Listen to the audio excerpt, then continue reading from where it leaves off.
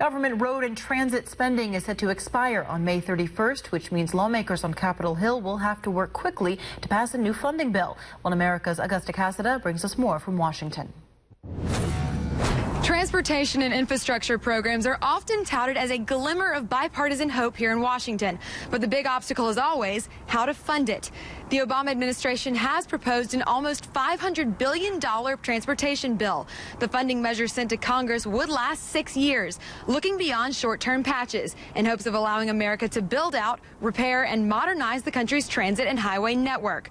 But President Obama's higher tax rate plan will likely face opposition from the Republican-controlled Congress. I spoke with Michael Sargent of the Heritage Foundation. He focuses on transportation and federal spending and tells me the tax more, spend more route is one that's traveled too often. It does nothing to do to solve the long-term problems with the way we spend and invest in infrastructure.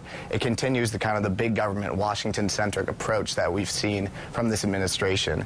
Sargent argues that the administration's top-down approach is one that infringes on states' rights. It increases transit spending, which spends on local transit projects, by 75%, and these should be local matters. And it also continues to spend federal money on local projects through the Transportation Alternatives Program on things like bike paths, sidewalks, things that really are local in nature and should not be diverting money that should be spent on maintaining the interstate highway system.